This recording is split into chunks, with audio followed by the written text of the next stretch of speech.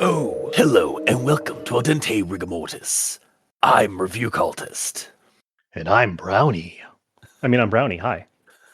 And we're here to discuss those internet stories, most creepy and most pasta, and be critically silly doing it. And tonight we have Unexplained Snowman. Yeah. I decided to bring on one of our longtime listeners and friends, Brownie. And also troublemakers, yeah. Yes, troublemakers. Yes. Well, I mean, yeah. The reason for my hubris with Twilight, which Catalyst, not reason. Come on. Yeah. I guess catalyst. Again, if you want to listen to our Twilight reviews on our Patreon, you can go there. If you want to listen to our catharsis in playing games around it that are even better than our reviews, you should do that too. Yes, we have 2 campaigns on our sister podcast, One Less Die. Chuck's Angels, which is the first mini campaign, and then we have a sequel campaign called Cluster Fork. So, plug. Our family of podcasts is hosted together on our podcasting network, Crit in the Night, available at critinthenight.com. All right. Now that we've gotten the plugs out of the way early on.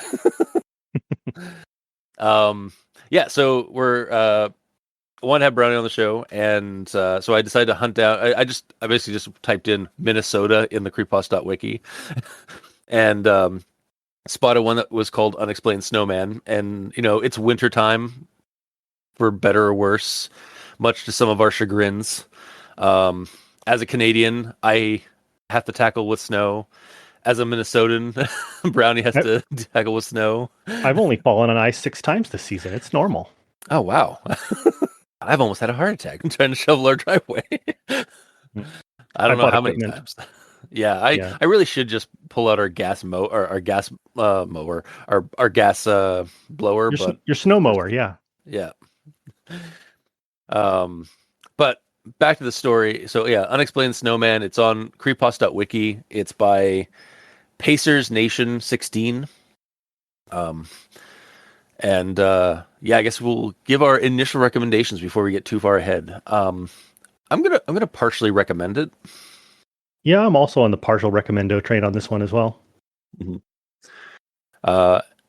Then I guess we should find out why we give those initial recommendations, or see how exactly.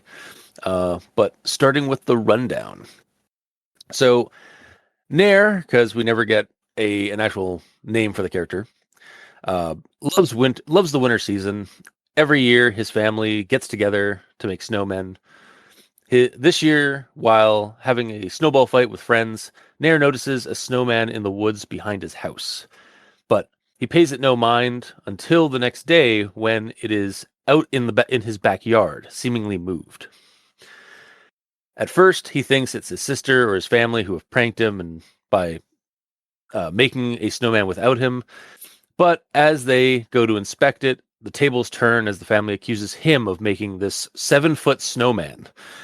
It even has the personal touches of their annual snowmen, like the details of like the coal eyes and the carrot nose and such, and also like the hay that they use for hair to get, which seems to be like a family touch that that Nair doesn't really see other people do for their snowmen. Later on, Nair gets more curious and realizes there's a house beyond the woods between the 2 properties. But when he goes to investigate, he finds that the house is abandoned. The people left a few years back after feeling uncomfortable about the house. Strange thing is, Nair saw through the window earlier at the house, and it looked like it was pretty lived in. Not much happens with the snowman for a few days until Nair sees that it's gone. And so is the hot chocolate that he's been consuming daily through all of this. He tries to shrug off his panic until he goes to his room, where it where the items used to decorate the snowman are on his bed, along with a letter. Someone was inside the snowman and has now come into their house. So the family moved away a few days later after that, living now in Florida, where there isn't snow. But now there's this 7-foot tall sandcastle outside in their backyard? Finn. So yeah, that was, in a nutshell, Unexplained Snowman. Yeah, so a couple of funny things about some of the details there. When I was a kid, I lived in a rural area and I had a bow and arrow. And you hear bales of hay, right, as your target for your arrows. Yeah. Hay is feed. Straw is bedding. It would have been straw. It's cheaper. Oh, that's true. Yeah. Yeah. But that kind of gets into some of my other thoughts about the thing that we can cover a little bit later. All right. It's also, I did find it kind of weird because like last week on Al Dente, we covered a story about moving hay bales, like mysterious moving hay bales. And now this story, like I chose it kind of at random. Like I just like typed in your home state and then found this. And the fact that this one also involves hay in some regard is kind of weird. Just a fun little coincidence. It's funny. I think the word Minnesota shows up once in this entire thing and doesn't really have a lot to do with the story. It's more like, where's cold? Oh, yeah, that place. Yeah, I did. Yeah, I was like, oh, like Minnesota, and then it's like, yeah, it's just one thing. It's just to explain why there's snow on the ground. They could have chose Alaska, but there are probably more different cryptids there to deal with. Yeah, yeah. But I suppose we should move on to everyone tolerates the Graham Inquisitions. At this point, yes, Brownie, you are getting the full Al Dente treatment. We are doing a Graham Inquisition. I like the voices. Yeah. So I'll start with I've got 3, and I'll start with this one here. I was tangled in my covers, almost trapped in them. As I ruffled out of my blankets, I hopped off my bed. So I feel like there should be a comma after covers because it just kind of like you just keep reading. It's like I was tangled in my covers, comma, among or almost trapped in them, comma. As I ruffled out of my blankets, I hopped. Maybe even have a comma after the blankets. Yeah, I don't know. Is that too many commas? Or it feels like a lot of commas. I mean, yeah. You're not wrong that this story in general has spawned many milk boxes with just pictures of commas on it, because there are lots of places where they are missing or misused, but not in such a way that detracts terribly from the story. But it definitely like, oh, that feels wrong. Oh, that feels wrong. Yeah, and it just kind of like makes the reading process a little janky sometimes. Little disjointed, yeah. Yeah.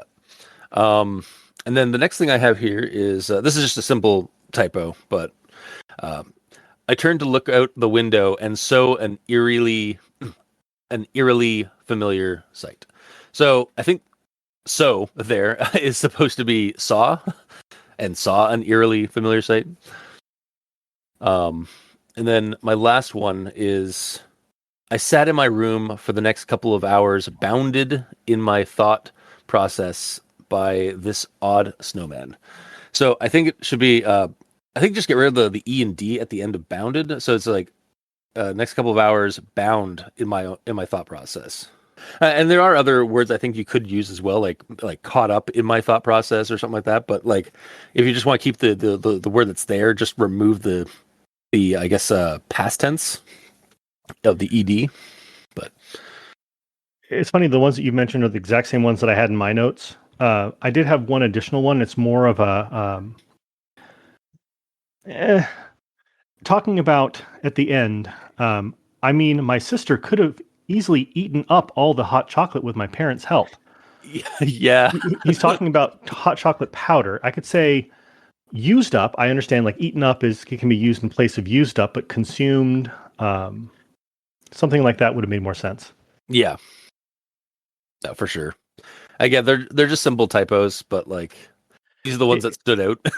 It just gave me the vision of the kid sitting there with the sugar jar with the spoon in their hand, just eating the sugar, but with the hot chocolate mix, and it just gave me a funny thought in my head there. Yeah. But yeah, that's the end of my grammar inquisition. So, Brownie, what do you have outside of the ones that you said that I covered already? Basically, just that one at the end. Like I said, there were many milk boxes with many commas. that are generated by this, and there are lots of like flowery embellishment and extra words that didn't really feel like they belonged there, which kind of gave me the feeling like this might have been an early story from the writer. Mhm. It felt kind of like back when I was writing essays and book reports and stuff in school, where I needed to hit a certain word count or a certain page count. It was like, how do I make that 2 words? How do I make that 3 words? It Yeah. doesn't take away, but it gives kind of a fresh writer feeling, which isn't bad, but gives the impression that they're a newer writer that still has wonder and love for the world before the world does what it does. Yeah. Yeah. And that is something very common with creepypastas, because a lot of the time the writers are just like are younger and they're just starting out. So And it's not a negative thing, but I just feel like, ooh, this is an early story from this person. I get it. Speaking of new writers, new reviewer here. Hi. The It story. and now an It story with Brownie. Take it away. It was somewhat hard to make out due to the distance, but it looked to be nothing more than a snowman. It was then I realized one of us must have built it, but I felt excluded in a way that they had left me out. It looked no different from, in any manner, to the snowmen my family had built in the past. It stood at nearly 7 feet in height. My family never flirted with that level of stature when they built them. It appeared that no one was home. It had been about a year since then. Wow, that is actually almost like a succinct synopsis that I did for the rundown. It The story. hits the high points, yes. Yeah, exactly. Yeah, no, that's like like no real like funny notes on that one. It's just like, yeah, well, that covers our bases for what the story's about. It only misses that it somehow followed him and is now made of sand. Yeah, exactly. Now, which okay, this is we're kind of like going into actual thoughts now for this, but just I'll do this quickly. The fact that like it is a like it's suddenly there's a 7-foot sandcastle now outside their house in Florida. It's like, how is that moving? Like I can kind of buy like snowman moving, like somebody hiding in a snowman. I mean that's kind of insane of itself, but like of a person hiding inside the snowman and like moving with the snowman, because like snow does like stick together sometimes. Like it can get compact and like and that, but like how are you moving that sandcastle unless it Yeah, is something supernatural? it pretty much has to be something supernatural. I thought about this too, when the snowman was standing there, I'm like, oh, there's something in that. But if it didn't move all day and it just stayed there in place, that person would have frozen to death, lost a piece of their body, or melted Yeah, it from their body heat. So it's definitely not just a person. yeah. I mean, the story tries to go with that, but yeah, Yeah, I went back and forth on that because, yeah, maybe, but as long as it stayed and as long as all that stuff happened, unless the person just put it there and then only hid in it for some of the time, but then how do they get in and out without disturbing it so that the boy notices that something's different about it? Because they would have mentioned something changed if something had changed. yeah, exactly. Like I do like the idea of like if it is something supernatural, just imagining like this little like house goblin or something that's like that was from the other house that was like, or some malevolent creature or some entity that was in the other house that was basically just like maybe like leeching off of the other family, and that's why they moved. And then it was able to sustain itself for a few years, and then now it has to move on to another house, and so it's basically it's gone through the woods to the neighboring house. Um, And to maybe try it and get in can't there. stop its meal until it's done, and that's why it followed them. Yeah, exactly. Yeah, Oh, yeah, why wouldn't it have followed the other ones? Maybe it did finish them off and came back. yeah, true. And if you follow your idea of it, of little, and it being 7 feet tall, are we talking about like 3 Loigors in a trench coat? Yes. Also, nice choice on Loigers. The I Well, assume if that you mean like the ones that are like the eldritch things from like the mythos, the Cthulhu mythos that like are they're that like feed on singing emotion. vampires. Yeah, Yeah, exactly.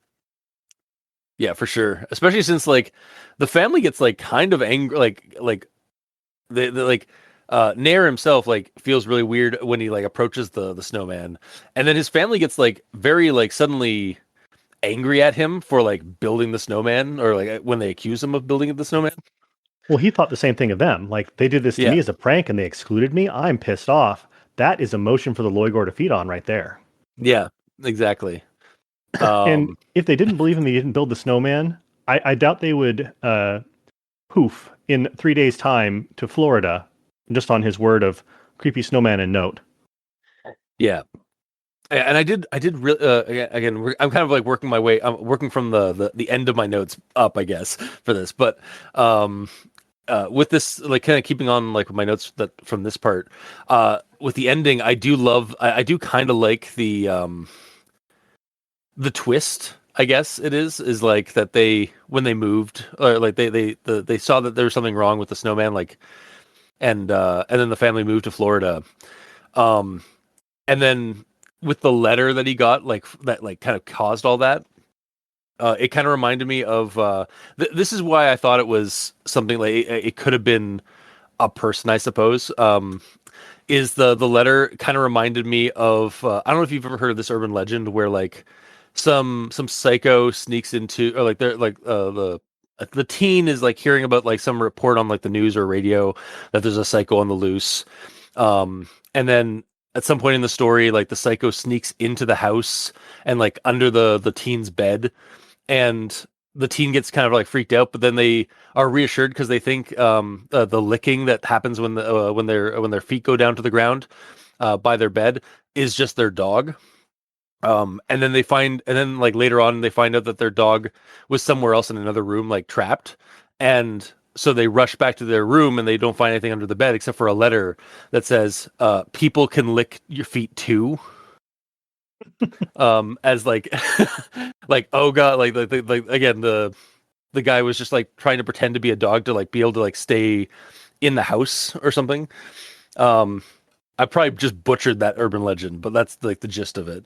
Um, and that's kind of what I got when the letter was on his bed with all the decorations for the snowman. but Makes sense. but yeah, so I guess I'll hop back to the very front of my notes here for actual thoughts, and actually gonna comment on the photo now.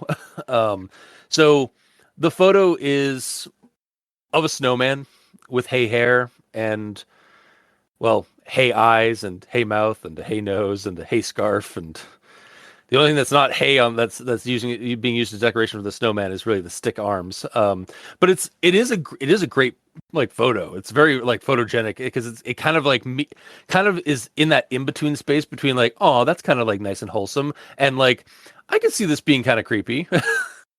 Yeah, I was This curious where that photo had come from originally, and I used a Google image search. And most of the references to it, was particularly when I chose exact match, were for this story in various places on the internet. Mhm. The earliest place I saw this story was in 2014 on Reddit, but there was one result earlier than that.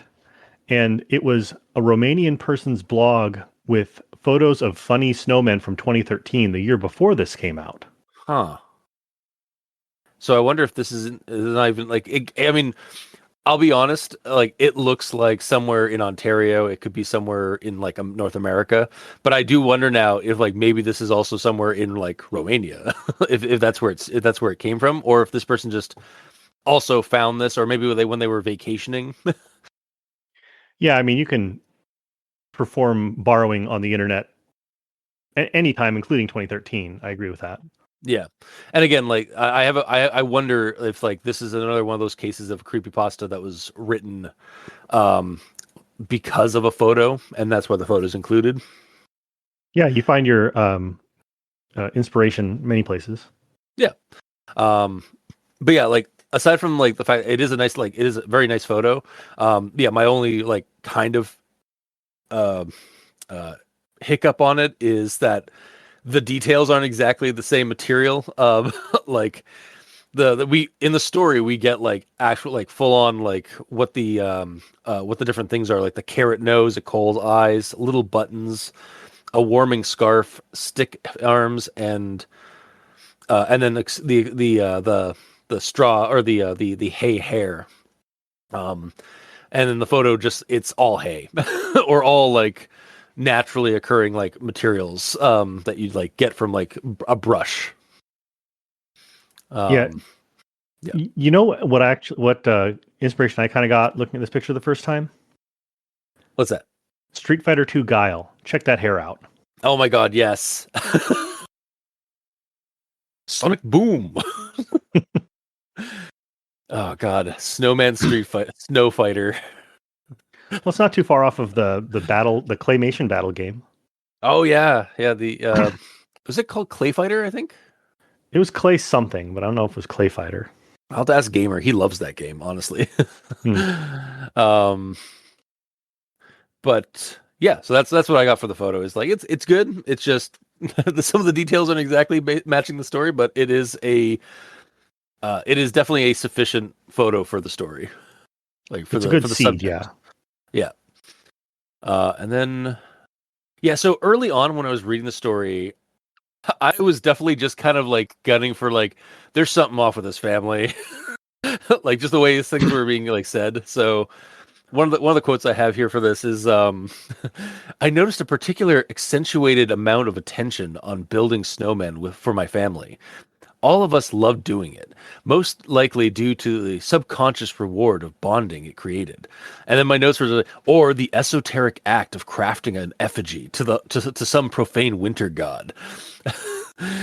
It's just, especially with like the family's like personal touch of adding like hay hair, just like adding that final bit of like that extra level of like sympathetic magic to like make this snowman like some kind of like not voodoo doll exactly, but like some kind of like to make it more and more look human.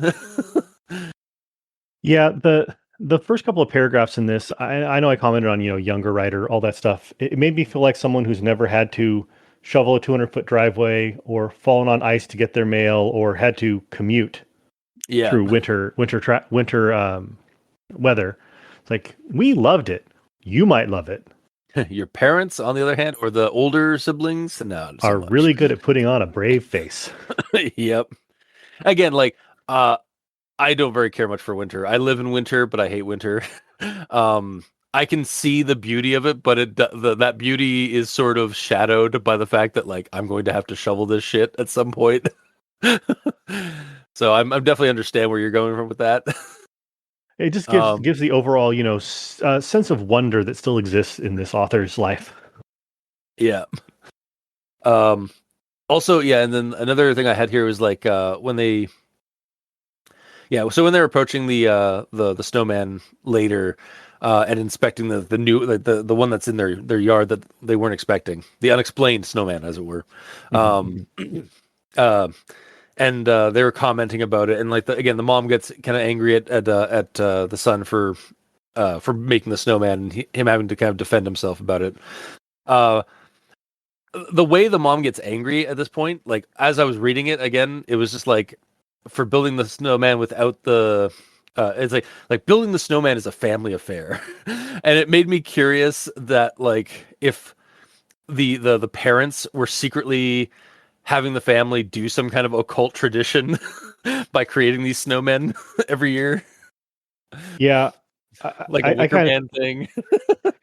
I also was kind of entertained. He didn't say it this way, but he was sent to his room as punishment. Yeah, he definitely was. Go to your room. Yeah.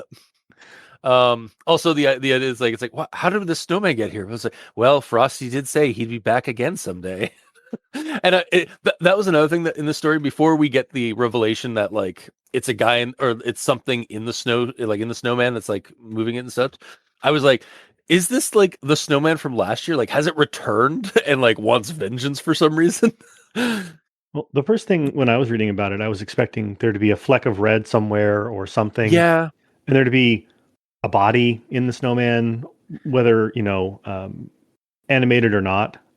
But it's not that kind of story. No, unfortunately, it is not. It doesn't go that hard, and I think part of me is. I think that's part of my one of the things I think it could have done better. It could have gotten a lot. It could have gotten a lot harder with some of the creepiness. Mm-hmm. But there was another unexplored creepy thing that could have happened. When he goes over and looks through the window of the house of the people that left. Yeah. And their pantry's full of food and the table has an open bag of chips on it. I know chips will last for a long time, and it's been we find out it's been 3 years or something like that since they've left, right? But I was almost expecting there to be some kind of roadside diner thing going on here. I had some vibes of that when I was reading that at first. A roadside diner. Oh, like it's Like you go you stop at the diner on the road and the coffee's bad and the service is bad and mm, whatever, and you leave, and then you go to the next town over and find out that place has been closed for 20 years and no one and everyone that was in it died in an event or something. yeah. Yeah, also, yeah, the getting the information from the old elderly neighbor of that house was also very much a tried and tested, like, not even creepy, not it's not even like specifically a creepypasta trope, but it is definitely like a horror trope of like you say, like, what are you saying? That house hasn't been like, nobody's lived in that house for years. Right. Whole family moved out. Like, but there's the pantry stocked. Well, that actually brings up another thing that could be intentional or could be accidental. We were talking about earlier, why didn't the entity, the three Loigor in a trench coat, follow the other family, and why is it still here? Well, they moved out quickly a couple of days after they were freaked out. Did they? Did it get Yeah. them? Are No, they exactly. consumed? Are they dead in the house? What actually happened there? Yeah, I think it would have been a lot creepier if like Nair saw like some kind of like it doesn't have to like see like full detail, but just see like a lump on like a couch, or like, or see like what could be like the head or scalp of somebody be who's like facing away from the window and like watching like as if they're watching TV but the TV's off, and they just see like over like a chair, like just the head of somebody. Or even just like a shoe in an odd spot, like a shoe upside down as though like someone was lying down with the sole up, sticking out of the pantry door or something, Yeah, or exactly. Yeah. the basement door, because we all have basements here. Yeah. Yeah. Um, or even like we could even give like even from like the window, he was like getting some kind of like weird smell around the house, just like the smell of decay. Why are there flies? It's winter. Exactly. Yeah, again, it could have gotten a lot darker, I think, with like what exactly had happened to the previous tenants of that house. And I think that speaks a Um, lot to kind of our experience and our consumption of horror media in general, that we're going there with it as well. yeah. Well, I think it's just, yeah, like the story is like it's kind of like wholesome-y, and like, then it kind of like throws in some like light creepiness. But like I think if you wanted to like make this a lot more of a like more scary as a creepypasta, I think going darker is better. But for Yeah, something that a little bit and lighter, oh, sorry. no, you go ahead. Okay. For something a little lighter, I do need to. I want to comment on this part here. So like this is like early on in the story, and he's having that massive snowball fight with his friends, and there's this moment here. It's like they all gathered at my house as we pelted each other with the compacts of ice. I'm like, ow. Damn, you guys play hard. You're using ice balls? You prepped that the night before. Yeah, holy shit. Or is it like they're not even throwing like just snowballs? They're also literally just throwing like cold compresses, like those like packaged like ice bags that you use for like stopping swelling. Snapped off But some icicles from the side of the house. Yeah. yeah, exactly. Yeah, like just like added as like it's like pepper shot inside your snowballs or Get scatter yourself a shot. get yourself an addle so you can really just chuck those icicles. Yeah. Yeah, so when he actually first encounters the snowman, like he falls on a hill from like the snowball fight, and then out of his peripheral, his heart skips a beat as he thinks that he sees like some man walking in the woods, which I do like that idea of like he wasn't quite sure, like maybe the snowman had moved, or like it kind of almost hints at like maybe the snowman was moving while he before he like got a good look at it. Um, and then yeah, it's revealed that his fears were unjustified because as he peered at the figure, it was somewhat hard to make out due to the distance, but it looked like to be nothing more than a snowman built in the woods behind your property. And he kind of just chalks it up to being like children being excited for the winter season and just building a snowman out there. But like You I build know, that shit in a field. yeah, I know that like I can see the justification of like of seeing it as like like that has to be something wholesome, like that can't be something weird. But that's kind of weird. Like you said, like snowmen are built in open areas, not out in the forest. If I saw a snowman in my backyard, like in the woods behind my backyard, um, that would be a red flag. That would be a nope. Yeah. Yeah. The other thing is, I live in a woods, and I'm looking at a woods right now, Yeah. and there's enough small vegetation and what will be bushes when the world thaws, that there's no like clear, clean place to build a snowman in there. Yeah. And that would be full of mud and sticks. You can't roll the ball because he said it was, his kind of snowman. And if it's the same snowman, it was his kind of snowman before he fully saw it also. And there's no way to make a traditional looking snowman in that bramble over there. Yeah. Also, kind of on that regard of like, oh, it being his snowman and stuff like that. There's a quote I have here that I want to comment on. It's though I earlier couldn't entirely make out the snowman, I was almost sure for some reason this was the exact same one. I wasn't so much saying the same people built it or that it was similarly structured. I legitimately believed what stood before my eyes was the exact same figure. And all I could think of like reading that, I think it's like two sentences. It was just like, you sure? Shadow of a doubt? Because we need this extra clarification.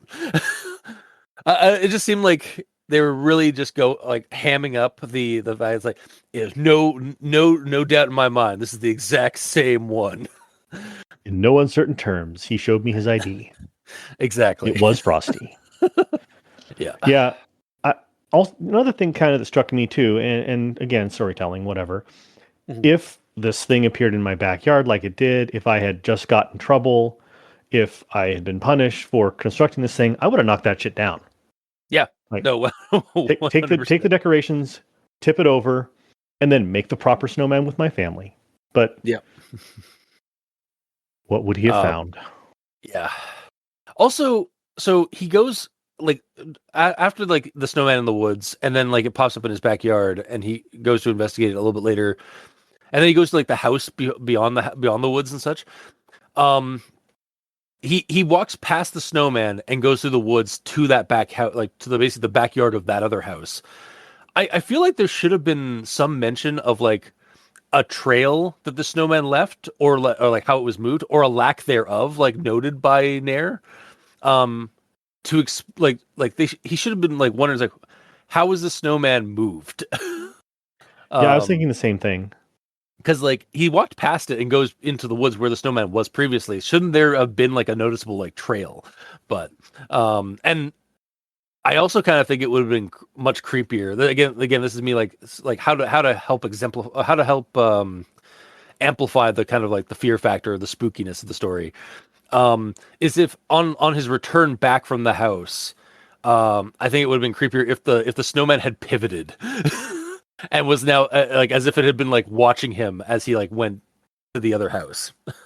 Yeah, I was expecting something like that. Like notice that it was turned the entire time as well, but again, yeah, and it doesn't have again like it can be like static movement, sort of like a weeping angel or something like that, where like it only moves or changes when no one else is around looking, kind of thing. Just to add that extra creepiness, like who the hell's moving this thing? Because at that point you can then still like speculate. Okay, maybe somebody's like pranking them and like going out and like moving it just to the fuck with them. Well, not only who the hell, but how the hell? Yeah. Because again, like it seems to just like appear in the middle of their yard, doesn't like leave any trail, which is, or at least that's not mentioned in the story. So we have to assume. Loigar got them ups. Yep. It just like levitates and then like floats over. And then I have to address this. So, I got this note here. I think you mentioned part of it in the grammar acquisition, but I freaked out when I went to make I freaked out when I went to make hot chocolate. There was no mixing powder left. That couldn't be possible. There was at least 3 mugs left this morning. And all I could think of was like, probably because you unconsciously drank it all. Like Nair has been like throughout this story, Nair has been sustaining himself entirely on hot chocolate. With the amount of times it is referenced in the story. It is referenced a lot that he like He goes outside, comes back inside, has a chocolate. Watching the snowman while having a hot chocolate. Goes to sleep, has a good night's rest after having a hot chocolate. Yeah, I come in from working outside in the snow and have a Diet Mountain Dew because I'm warm from the work in the snow. Yeah. Like, again, it's one of those things, like, I get it. Like, hot chocolate is very synonymous with, like, winter activities and, like, the winter season, especially when you're younger. But the amount of times the story references him drinking hot chocolate, it was like, this kid's going to have diabetes by the end of the story. No, it's a special low sugar hot chocolate. It's fine. Oh, yeah, fair. Now that candy cane he puts in every one. Yeah, that's the straw. Yeah. But that's actually kind of what I have for the story. So do you have anything more for actual thoughts? Nothing that wouldn't be teased out by more conversation. So no, nothing else. All right. Well then, I suppose we'll move on to final thoughts. So I think I'm still going to give it a partial recommendation. I mean, we were jabbing and poking fun at it, but also being rather critical of it. It's got its charms. I'm not gonna lie, the winter activities, like the write up of the winter activities and such, are very familial to me, and I enjoyed those. Like, I kind of got a bit of a nostalgic wash over me when I was reading that stuff. I also like the twist at the end, but I think it could have gone creepier. Like, the story itself could have gotten darker, could have gone harder on creepy factor. I think Nair needs to lay off the hot chocolate. maybe diversify with some, like, mulled cider or something as well. You think the hot chocolate went bad and he's just having a psychedelic oh god, that could be reaction? it. Yeah. he's having, yeah, there's some mold in the hot chocolate powder. They spiked the cocoa again. Oh no. I do like that it was a sandcastle, which is thematic to Florida. I do live in Minnesota now, but I grew up in a desert, and so the sand speaks to me more than the snow. Fair. Yeah, aside from, like, the fact that, like, the probability of, like, how somebody could hide inside of a sandcastle and move it, I do like the fact that it's like that was what, like, really got me. Like, I was like, oh, I love that. It just, like, it went from snow to sand. Like, the medium has switched. At least it wasn't 3 sandballs. Yeah. Yeah. It honestly kind of, I don't know if you're much up on your Pokemon lore or Pokemon trivia. But there is a there is a ghost type Pokemon in, like, recent generations called, I think, Palisand or something like that. It's basically a haunted sandcastle, and it was created by the spirit of a bullied child. And its mouth basically just sucks in, like, other souls. Yeah, I'm only up on UBeast, shiny ghost Yes. only. Yeah, that's my card. But I too partially recommend. I enjoyed the story. I liked the innocence of the storytelling. I like that there wasn't anything, bloody or nasty about it. It was a nice one for that. Yeah, it was a cozy, creepy tale, I think. Yeah. It's just, I just wish it had gone a little bit harder, a little bit, maybe, like, gone a little bit, like, leaned a little bit more into the creepiness, or, like, amplified the creepiness that's already there. Mm-hmm. But so I guess final verdict is 2 partial recommendations. Basically forming 1 recommendation. We give it a recommendo. Yeah. And yeah, that'll do it for tonight. If you like what you heard, or if you didn't, leave us a comment in the comment section below, wherever this gets posted. I'm on Blue Sky at Review Cultist. Brownie, is there anywhere people can find you? Only on the Crit in the Night podcast network at critinthenight.com. Yes. The Actual Play and Creepypasta podcast network. Alongside, we're there alongside our sister podcast, One Less Die, and our cousin podcast, The Role Playing Exchange, for things that go crit in the night. Also, if you would like to send us emails here at Al Dente Rigor Mortis, you can go to aldenterigamortis@gmail.com. That's ALDENTERIGAMORTIS@gmail.com, where you can also leave us suggestions for other creepypastas, SCPs, spooky things. You creep it, we'll peep it. Yeah. And if you'd like to help support our show financially, you can go to Patreon. We have special episodes, early access, extra content. We've already mentioned the Twilight reviews that we've done in the past. It's good stuff. To all our patrons helping support the show, thank you immensely. You're helping keep those hosting bills at bay. And as always, we very much appreciate that. And to our listeners and the authors of these stories, thank you immensely, because without your listenership, it'd be like screaming into the void. And without your authorship, writing and posting these stories online, we really wouldn't have much of a show because we'd have nothing to talk about. So thank you. Until next time, I have been your host, Review Cultist. I'm Brownie. And this has been Al Dente Rigamortis. Sleep well. Good night, Internet.